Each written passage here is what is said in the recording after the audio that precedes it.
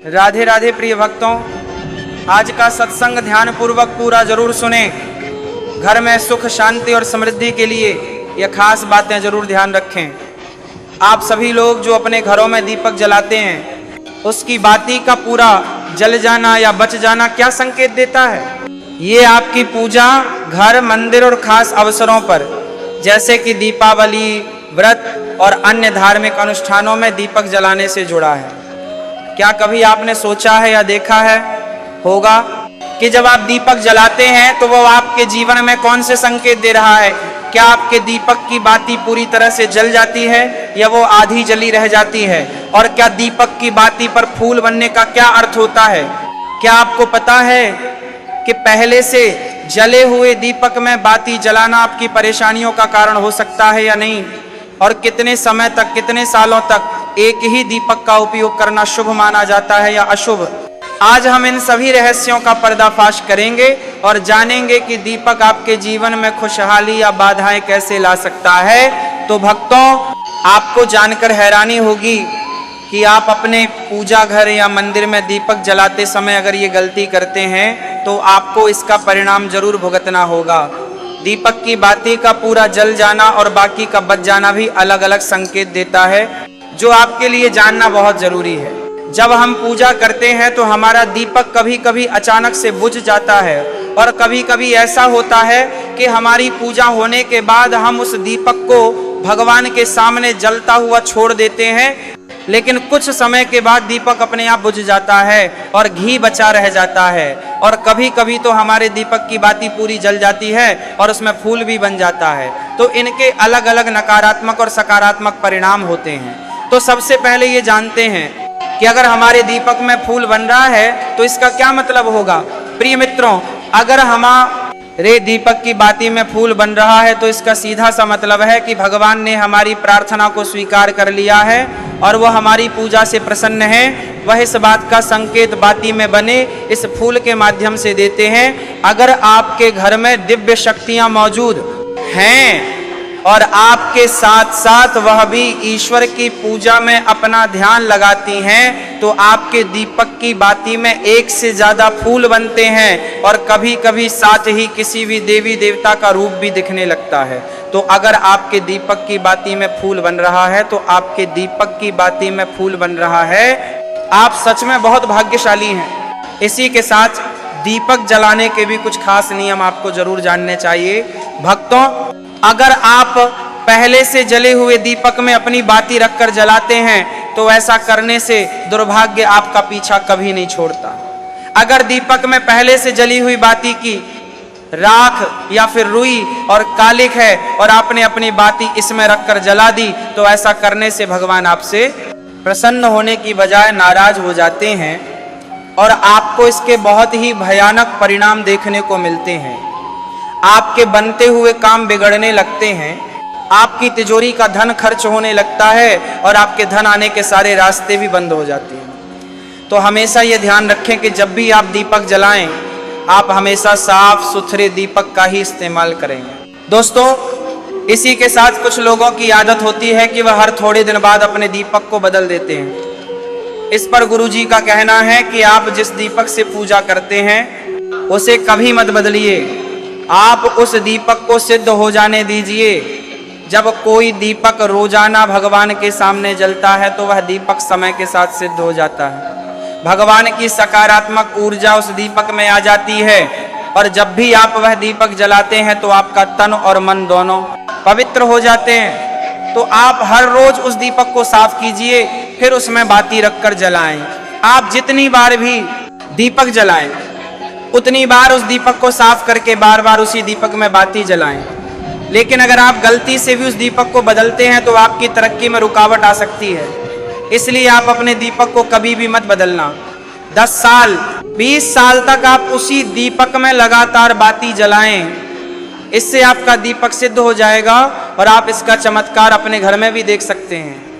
अगर आपके घर में कोई भी रोगी हो, बीमार हो या किसी का बुखार नहीं जा रहा हो तो आप इस दीपक को थोड़ी देर के लिए किसी बर्तन में डालिए और अब उस रोगी को ये पानी पिला दीजिए। 10 से 15 मिनट के भीतर उसका बुखार उतर जाएगा।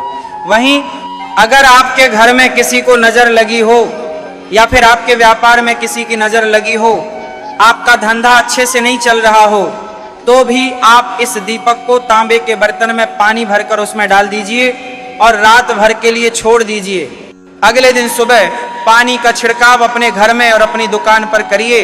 ऐसा करने से आपको साफ साफ परिणाम दिखाई देंगे, क्योंकि जब हम लगातार एक ही वस्तु का प्रयोग अपनी पूजा में करते हैं तो वह वस्तु शुद्ध हो जाती है। भगवान की जो ऊर्जा होती है वह उस वस्तु में समा जाती है। तो कभी भी अपने मंदिर के दीपक को बदलने की गलती ना करें। दोस्तों, अगर आपके मंदिर का दीपक टूट जाता है या फिर खराब हो जाता है या खंडित हो जाता है, तभी आप उस दीपक को बदल सकते हैं। लेकिन फिर भी आप उस दीपक को ना फेंकें, बल्कि इसे अपने घर में संभाल कर रखें, क्योंकि ये भगवान की सकारात्मक ऊर्जा का भंडार होता है। वहीं अब आपको ये भी बता देते हैं कि अगर आपके दीपक की बाती पूरी नहीं जलती है और आपके दीपक में घी बच जाता है तो इसका क्या परिणाम होता है। सबसे पहले ये देखिए कि अगर आप किसी भी पेड़ पौधे की पूजा कर रहे हैं और पूजा में जलाया हुआ दीपक पूरा नहीं जलता या फिर उसमें घी बच जाता है, तो इससे आप के घर में बीमारियां घर बना लेती हैं और ये बीमारी कभी भी आपका पीछा नहीं छोड़ेगी। तो जब भी आप किसी भी पेड़ पौधे या मंदिर के बाहर किसी भी स्थान पर पूजा करें तो ये ध्यान रखें कि उसकी बाती पूरी जले और उसमें घी बचा हुआ ना हो, क्योंकि ये आपकी अच्छी सेहत के लिए बहुत ही अच्छा प्रभाव देगा। वहीं अगर आपके घर के मंदिर में दीपक की बाती पूरी नहीं जलती और पूजा करते समय दीपक बार बार बुझ जाता है, तो जरूर आपके घर में नकारात्मक ऊर्जा का वास है और ये आपकी पूजा में विघ्न डालने का काम करती है।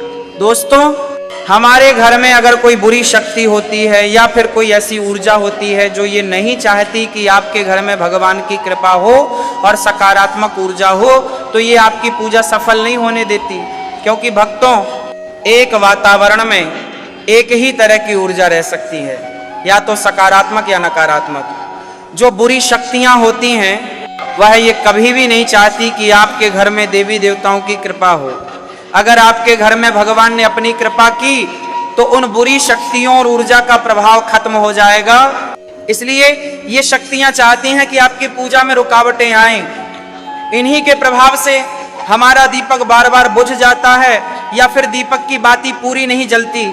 इस सब से बचने के लिए आपको सच्चे मन से भगवान का स्मरण करना चाहिए। जब भी आप दीपक जलाएं, भगवान से प्रार्थना करें कि आपके आसपास जितनी भी नकारात्मक ऊर्जा हो वह आपसे दूर रहे और भगवान की कृपा आप पर बनी रहे। ऐसी शक्तियों से बचने के लिए जब भी आप दीपक जलाएं, गंगा जल से गोल घेरा बना लें और उस घेरे में दीपक को रखें, क्योंकि दोस्तों, गंगा जल को बहुत ही पवित्र माना गया है और महादेव का वरदान भी गंगा जल को प्राप्त है। गंगा जल में सबसे पहले तो कोई भी बुरी शक्ति प्रवेश नहीं कर सकती, इसलिए गंगा जल कभी खराब नहीं होता और हर तरह की ऊता रजा को सकारात्मक ऊर्जा में बदल देता है।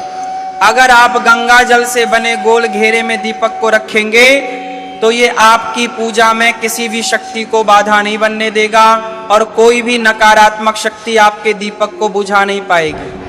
आप निर्विघ्न अपनी पूजा संपन्न कर पाएंगे और देवी शक्तियां भी आपके जीवन में अपनी कृपा और आशीर्वाद बनाए रखेंगे। ये जो हमें दुख मिलते हैं ना, ये पाप के कारण मिलते हैं।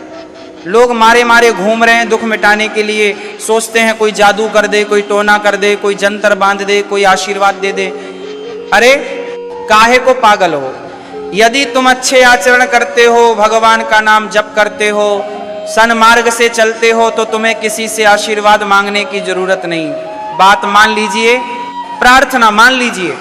दिखावे में लाखों लोग अपने जीवन को नष्ट करने के लिए तैयार हैं। ये माया का ही तो दिखावा है जिसमें जन्म जन्म हमारे नष्ट होते जा रहे हैं। सत्य मार्ग को क्यों नहीं पकड़ते हो? किसी के आशीर्वाद की जरूरत नहीं।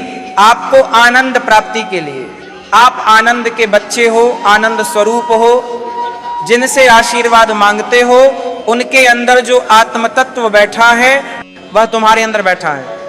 वही संपूर्ण आनंद लिए तुम्हारे अंदर बैठा है। तुम्हें किसी से मांगने की जरूरत नहीं। बस तुम अपने स्वरूप को नहीं पहचान पा रहे हो, अपनी शक्ति को जागृत नहीं कर पा रहे हो, इसलिए तुम दौड़े घूम रहे हो। भागने की जरूरत नहीं है। सत्संग सुनो, उसे अपने आचरण में उतारो। ये बात आप कागज में लिख लो, चाहे दिमाग में लिख लो। जब तक आपके आचरण शुद्ध नहीं होंगे, जब तक आप भजन नहीं करोगे, जब तक आप दूसरों को सुख नहीं दोगे, मन वचन कर्म से किसी को भी दुख नहीं पहुंचाओगे, तब तक आप भाग्यवान नहीं बन सकते। यहां से लेकर ब्रह्मलोक तक अगर आपको सुख मिल जाए तो बता देना, अरे ब्रह्मलोक पर्यंत भी सुख मिलने वाला नहीं है। अर्जुन, यहां सुख मिलने वाला है, अरे ब्रह्मस्तंभ पर्यंत भी सारा माया जगत है, यहां सुख मिलने वाला है। अगर सुख चाहिए, सिंधु जैसा सुख चाहिए, तो भगवान का भजन करो। भजन नहीं करेंगे, बैठ के अपने घर में बैठकर आधा घंटा भजन नहीं करेंगे तो मारे मारे घूमते रहोगे, सोच रहे ये भगवान का अवतार है, हमारा कल्याण हो जाएगा। हे भाई, जब भगवान वास्तविक अवतार लिए थे और जिन्होंने भजन नहीं किए उनका भी कल्याण नहीं हुआ। भगवान के अवतार के समय हम भी रहे होंगे, कहीं ना कहीं किसी जीव जंतु के रूप में कल्याण हुआ क्या? अब भजन करोगे तो कल्याण हो जाएगा। हमारी बात मान लो।